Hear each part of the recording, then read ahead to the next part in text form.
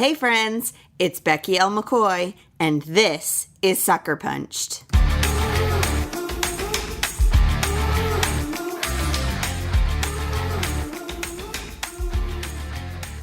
Hey friends, welcome to episode 56 of Sucker Punched. I am really excited to share my friend Alia with you.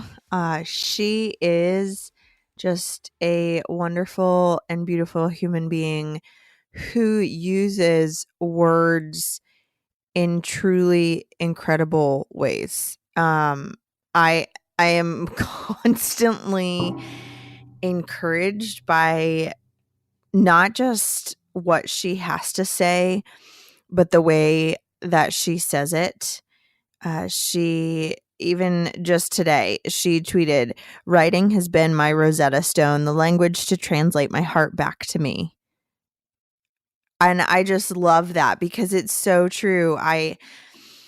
One of the biggest frustrations I have with myself is that I can basically only process through writing, whether it just be journaling or list making or whatnot. I have a really hard time processing things verbally. And Alia's tweet just puts it exactly into perspective that writing is the way that I can translate what I'm thinking and feeling into actual concrete thoughts and words. Before I get to Alia, this is the last episode of the series on disappointment, and I really hope that you have been able to listen to all of these episodes. Each one has just such a helpful and encouraging and different perspective on disappointment. We started with episode 51, just talking about what is disappointment. In episode 52, I talked with Jonathan Merritt about his life with chronic pain as a writer and how that has affected his faith and what it looks like to talk about how when we're disappointed with God and kind of modeling what those conversations look like.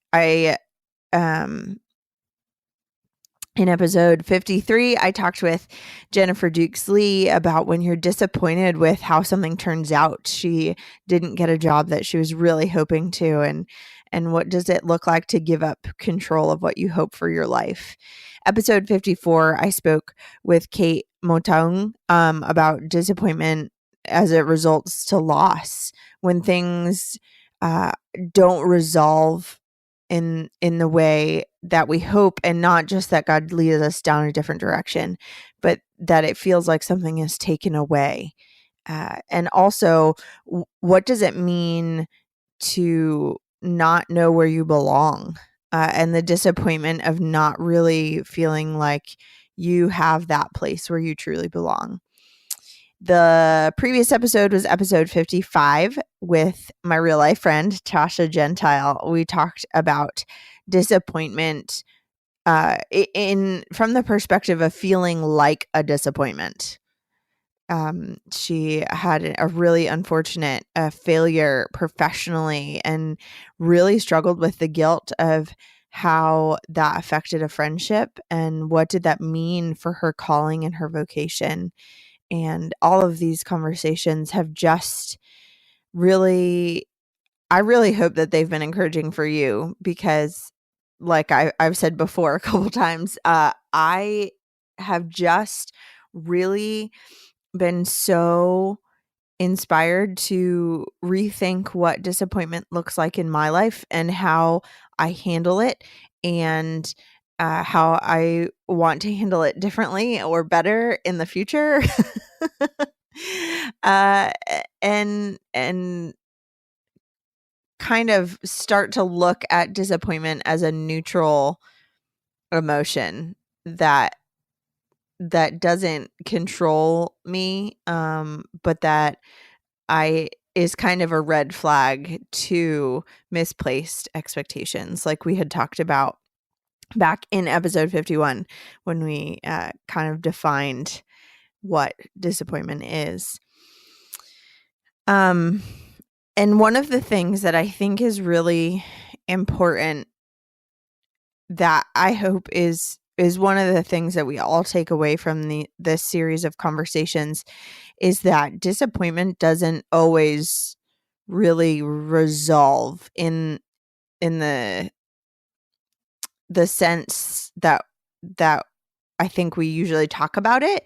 I think when disappointments resolve because they go away and that the disappointing thing gets better and turns out the way that we hoped it did, or something better comes along. And I think we need to be really careful to recognize that the best way for a disappointment to resolve is to adjust our expectations and to be sad about the thing that didn't turn out the way that we had hoped. And that the way circumstances work out should not be the thing that we put our hope in, our expectations in, but it's much more on our perspective, related to our perspective. And that's what Alia talks about today. If you are in a position or in a moment in life where you can't even quite think about what your perspective is because you are facing some kind of loss or grief, maybe it's not even a fresh loss. It's something you've been grieving for a long time. I am with you. On social media lately, I've been posting a little bit about how October, I have renamed it Sucktober because it holds a lot of grief triggers for me. It is the month where Keith got sick, and it is the month when my son was born and my dad passed away 8 hours later. And I've just really been processing, what do you do when grief kind of comes from out of nowhere and it hits you and it kind of knocks you over, and how are we going to handle that? How do I handle it? And what I've learned over the past several years about that. So there's a link in the show notes to the blog post called "For When Grief Hits You from Out of Nowhere." And what I really want you to know is this last paragraph. If you're still grieving, if you still have triggers, you're not a failure. This is the exact thing that makes grief so difficult. It doesn't end, and it's always changing. I'm not saying that it doesn't get easier or that it always hurts as deeply as it does right now, but that grief is not at all what we expect it to be, and it's okay to figure it out as we go. So you can find a link to the entire post in the show notes.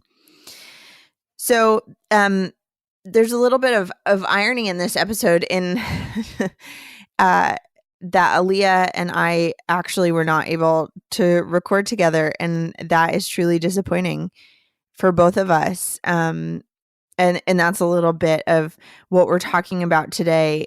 So Alia has some chronic health issues that combined with more like a virus health issue left her without a voice really for the last couple months. And we rescheduled a few times just in the hopes that she would feel better. And her health really just has not resolved. And we both agreed that her just pursuing health was way more important than us recording a conversation. So I sent her some questions, and she wrote out her answers for me to read to you because, like I said in the beginning, her voice is one, like, well, not her literal voice, her writing voice, her words are words that you need to hear because she just has so much wisdom and just a way of not always reframing things into rosy, butterflies and rainbows, but just being really honest and yet still having hope. Not always being happy, hopeful, but finding some kind of hope to hold on to, even when you feel really desperate and hopeless. You may have read a lot of Alia's words on the blog Encourage. It's INCOURAGE.me.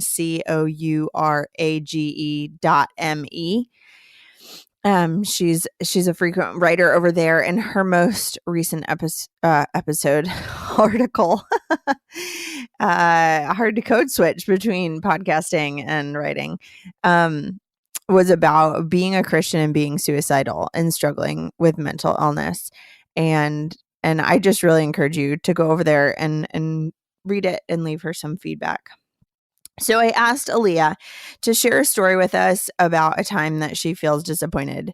And she says, it's bad when you're asked a question like this and there are too many options, too many stories. You don't even know where to start.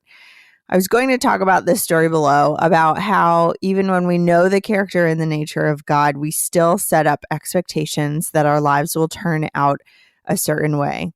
That if we hold up our part of the deal, things should go smoothly, or at least smoother. When everything falls apart, it's hard to. So here is her, the particular story of disappointment that she chose to share with us.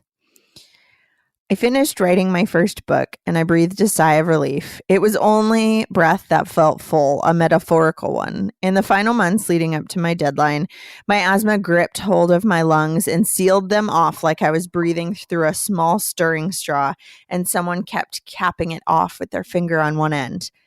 The air outside my window filled with smoke as forest fires blazed, and I stayed indoors, perched at my laptop or lying in bed, propped upright, hoping to breathe again. There were more things too: health issues and doctor's visits, financial stresses and life stuff.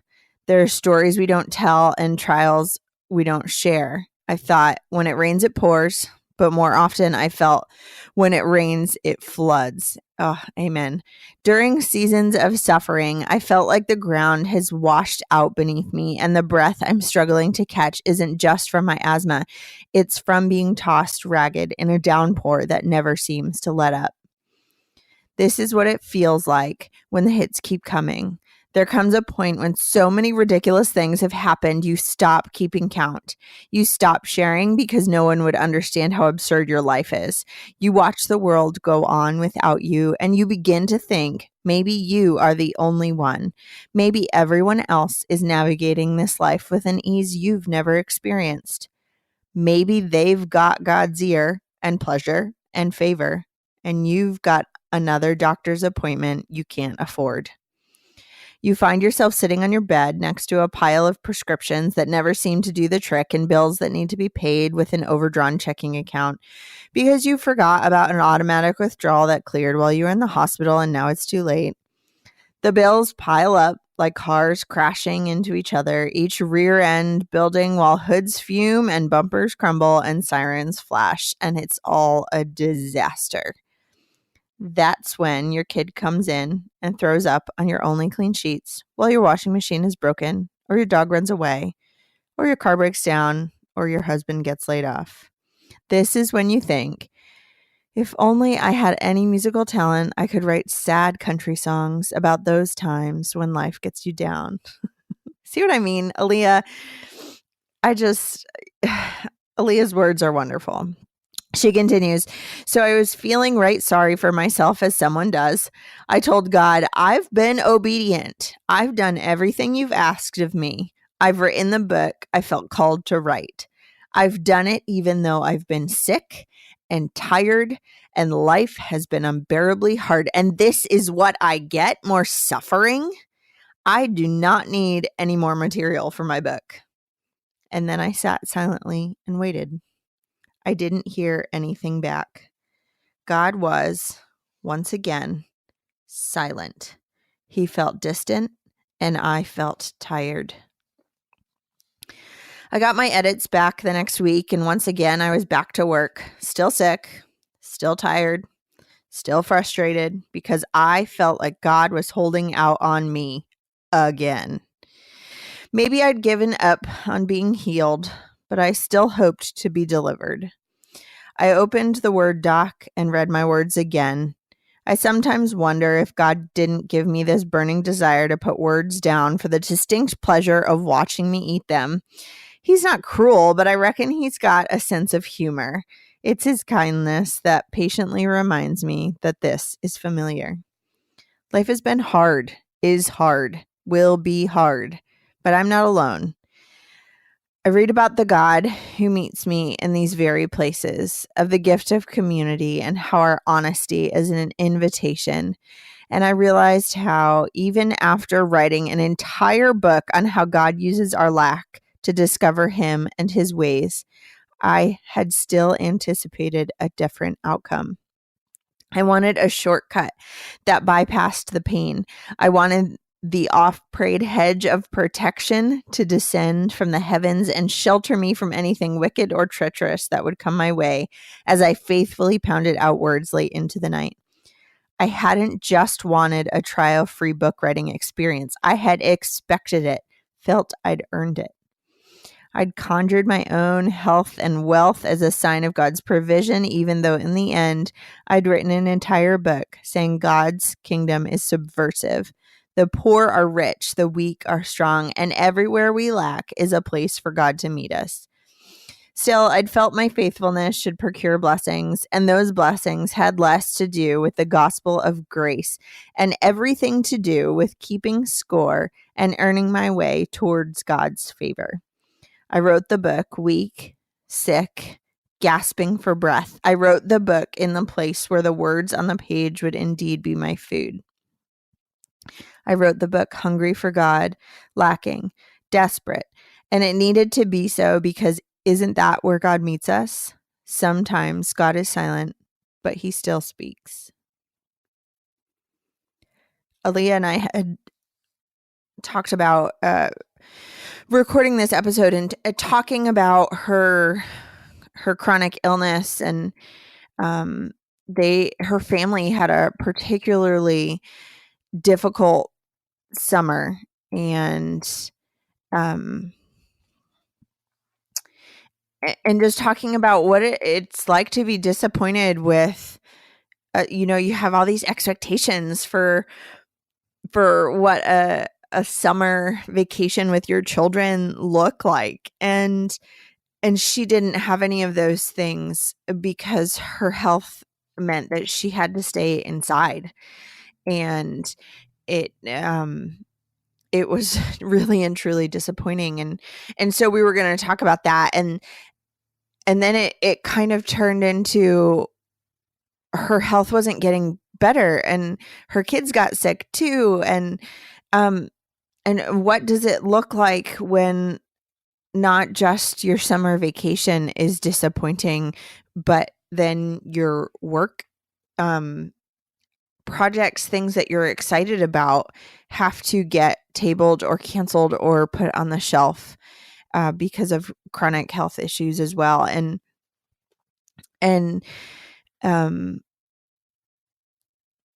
it is so hard when you have chronic health issues, mental health issues, that get in the way of helping other people as well.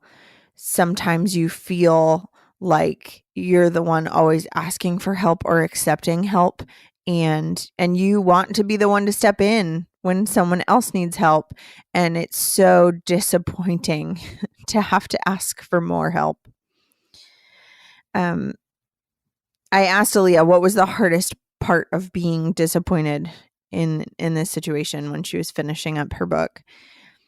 She says, I think the hardest part of disappointment is when we've experienced enough of it. It can be easy to insulate ourselves from it. It hurts to feel let down. It hurts to hope. So we start to lower our expectations, not just of outcomes, but expectations of who God is. We hedge our bets and protect ourselves. In times of deep disappointment, my faith shriveled and my hope turned flimsy because I wasn't certain I could trust that God is really good. Instead, he becomes a stingy deity who is always holding out on me. Enough disappointment, and it begins to distort our view of God. It's so easy to do this. We start to look at the circumstances in our lives. In my case, my bipolar disorder or chronic health issues, my financial stresses or problems that arise. And instead of discerning the presence of God in the midst of it all, a God who is with me in it all, I start to only see the places he seems absent, the places he's not working on my timetable, not obeying my will. God becomes small. Friends, I am just overwhelmed by Alia's words and the way that she so perfectly describes how I mean, she's writing about herself, but I feel like she's writing about me. I totally change my expectations for God and who he is, and instead of allowing my doubts to help me learn and grow in what I know about God, I allow my doubts to define God. And that chips away at my hope. And like Alia says, I'm only aware of where he feels absent. Do you know, have you felt that before? I wish that we were sitting and having an actual conversation and I could hear your responses. Like, I don't want that to be a question that goes unanswered. I really actually want to know, have you felt that before? Have you felt God's absence in moments of disappointment? So I then asked Alia what the resolution of disappointment looked like to her. And she said basically the resolution of disappointment often looks like grieving the lost things and then releasing them. It looks like trusting that God knows even when I don't. But usually first, it means a lot of prayers that sound like, what the hell, God? So true, right? It's okay to be upset and angry when you're disappointed. But I really like that she says first we grieve and then we release. I kind of pushed the question a little more and said, was the resolution of disappointment, did that mean coming to terms with the disappointment or finding alternative expectations or maybe something else entirely?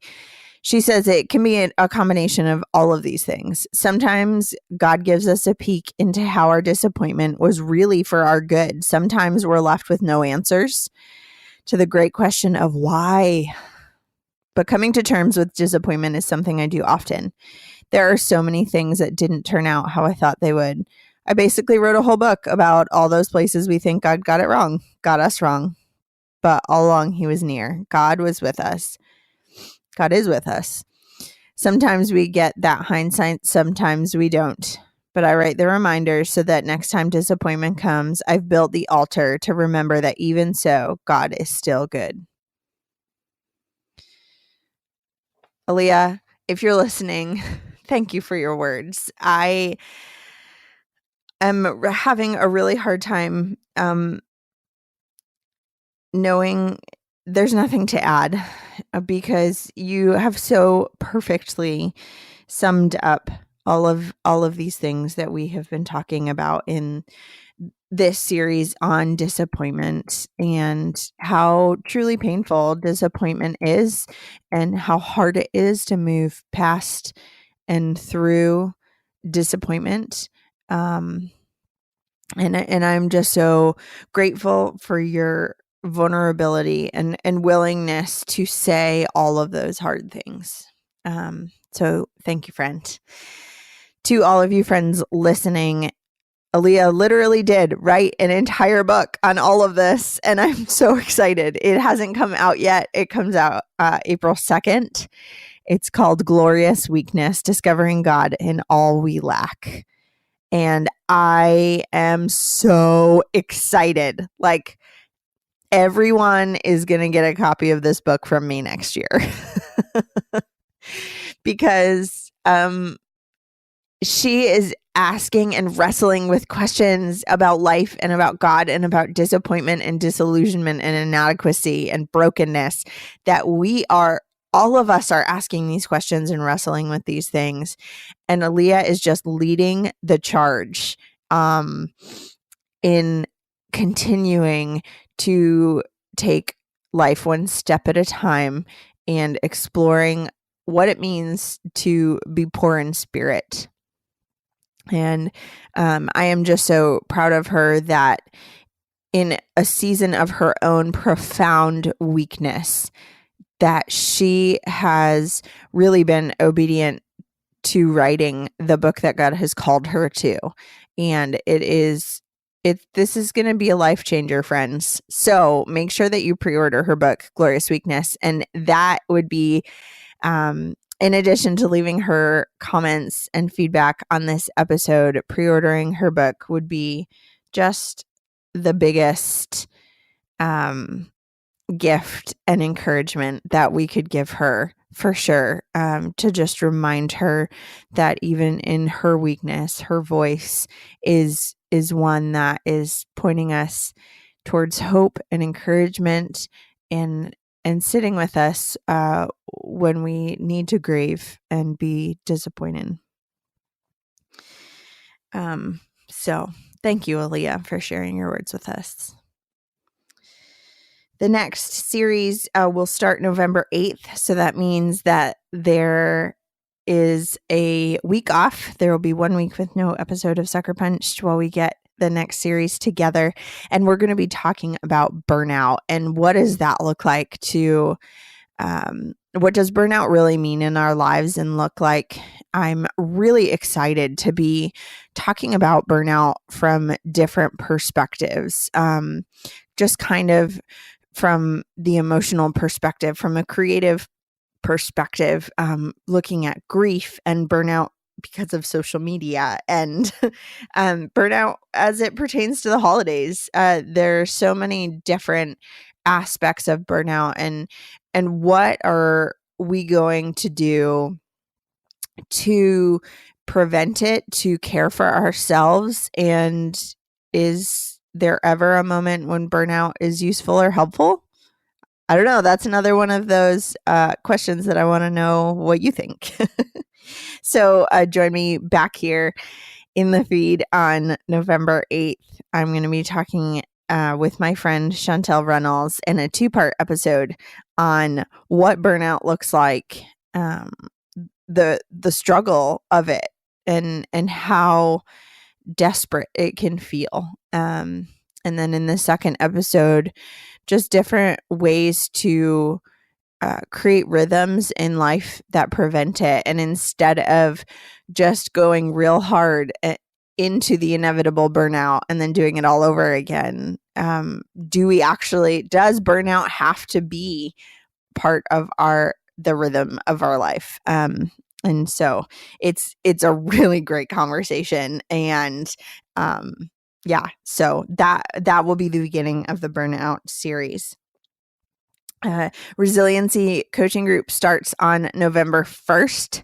So if you are interested in joining us and looking at what it means to live a resilient life, to be brave and confident when life is hard, even when life is easy, you can find out more information at beckylmccoy.com/coaching.